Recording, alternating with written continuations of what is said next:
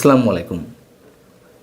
ইনকিলাব মঞ্চের আহ্বায়ক ওসমান হাদি গুলিবিদ্ধ হওয়ার ঘটনাকে কেন্দ্র করে আমরা দেখতে পাচ্ছি এখন রীতিমতো ব্লেম গেম চলছে। এক দল আর এক দলের উপর আক্রমণ চালাচ্ছে এবং এই অবস্থার মধ্য দিয়ে প্রশাসনিকভাবে যা হতে চলেছে তাতে করে খুব যৌক্তিকভাবে প্রশ্ন উঠতে পারে, নির্বাচন পর্যন্ত এই পরিস্থিতি, আইন শৃঙ্খলাজনিত পরিস্থিতি কীভাবে এইভাবে টেনে নেওয়া সম্ভব, আর সেই নির্বাচনও বা কীভাবে অনুষ্ঠিত হবে।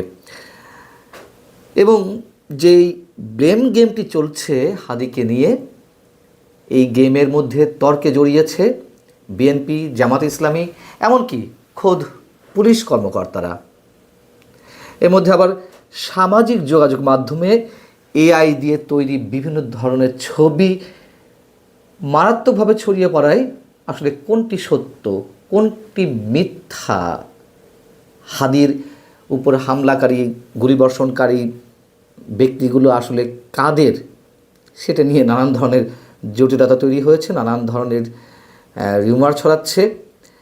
আরেকটি প্রশ্ন প্রথমেই করে রাখতে চাই, তফসিল ঘোষণার পর, নির্বাচনের তফসিল ঘোষণার পর আইন শৃঙ্খলা জনিত সব দায় দায়িত্ব এসে পড়ে নির্বাচন কমিশনের কাঁধে মোটা দাগে। তাদের ভূমিকাটা কী? কোথাও তো তাদের খুঁজে পাওয়া যাচ্ছে না।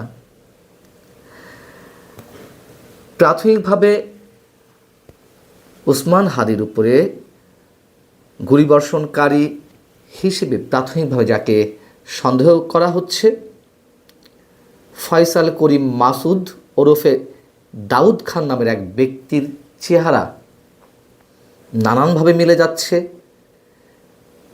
মজার বিষয় হচ্ছে তার সঙ্গে আওয়ামী লীগ নেতাদের ছবি যেমন পাওয়া যাচ্ছে, আবার জামাতে ইসলামী বা শিবিরের কোনো কোনো নেতার ছবি পাওয়া যাচ্ছে। এগুলোর মধ্যে অবশ্যই কোনো কোনোটি এআই দিয়ে তৈরি। এখন যখন ওসমান হাদি শুক্রবার গুলিবিদ্ধ হলেন, তার পরপরই ডাকসুর ভিপি শিবির নেতা সাদিক কায়েম একটি পোস্ট দিয়েছিলেন ফেসবুকে, আপনারা অনেকেই সেটি দেখেছেন।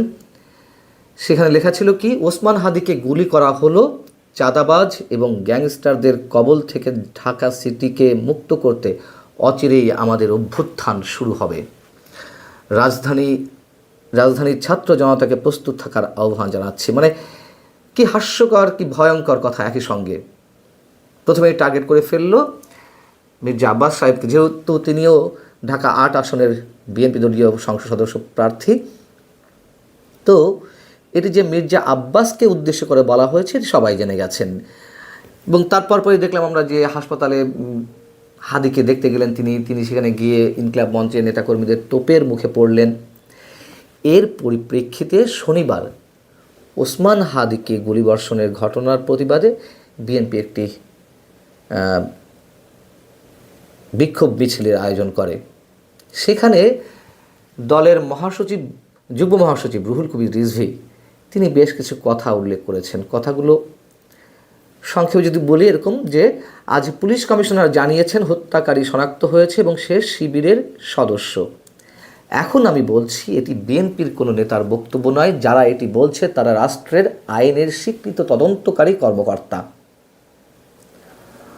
অর্থাৎ এর আগে যে বিএনপি নেতা মির্জা আব্বাসকে উল্লেখ করে বলা হয়েছিল বা তার দিকে অভিযোগের তীর ছোড়া হয়েছিল, সেটির পরিপ্রেক্ষিতে তিনি বললেন।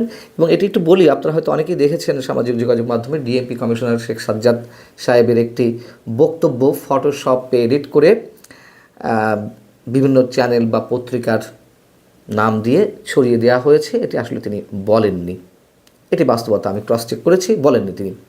তো রিজভী সাহেব বলছেন, সেটি দেখে তিনি মনে করে নিয়েছেন এটি আসলে ডিএমপি কমিশনারের বক্তব্য। সেই জায়গা থেকে রিজভী সাহেব বলছেন, পুলিশের পক্ষ থেকে বলা হয়েছে হামলাকারী জামাত শিবিরের সঙ্গে জড়িত, অথচ ঢাকা বিশ্ববিদ্যালয়ের এক ছাত্রনেতা তদন্ত শেষ হওয়ার আগেই মির্জা আব্বাসের নাম উল্লেখ করেছেন। আমি আরেকটু বলে নিই তার বক্তব্যের অংশবিশেষ, তারপরে বলছি বিষয়টা কী দাঁড়াচ্ছে।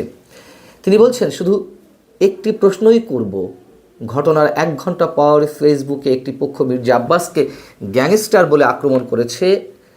1 ঘন্টা পরেও ঠাকুর ঘরে কেড়ে আমি কলা খাইনি, তাদের উপর কোনো হামলা হয়নি। তিনি অভিযোগ করে বলছেন যে হাদির উপর হামলাকারী আগে ছাত্রলীগের রাজনীতিতে যুক্ত ছিলেন। এছাড়া দেখা গেছে সে সাদিক কায়েমের সঙ্গে একই টেবিলে বসে চা খাচ্ছিল। তিনি বলেন, যারা 1971 সালে গণহত্যা ও মা বোনের ইজ্জত লুণ্ঠন করেছে তাদের কাছে বিবেকবোধের কোনো অস্তিত্ব নেই। আবার হাদির সাথে, হাদি বলছি, সাদিক কায়েমের সঙ্গে দাউদ খান, ফয়সাল ওরফে দাউদ খান, তার একটি ছবি আবার সামাজিক যোগাযোগ মাধ্যমে ছড়িয়ে পড়েছে। ধারণা করা হচ্ছে এটিও ফটোশপে কাজ করা। আবার রিজভী সাহেবের সঙ্গেও এই ফয়সাল ওরফে দাউদ খান, তার একটি ছবি সামাজিক যোগাযোগ মাধ্যমে ছড়িয়ে পড়েছে। এখন রিজভী সাহেবের এই বক্তব্যের পরিপ্রেক্ষিতে ডিএমপি কমিশনার শেখ সাজ্জাদ আলী সাংবাদিকদের প্রশ্নের জবাবে কি বললেন? তিনি বললেন যে আমি শুনেছি এটি বোগাস কথাবার্তা, এটি ভুয়া, আমি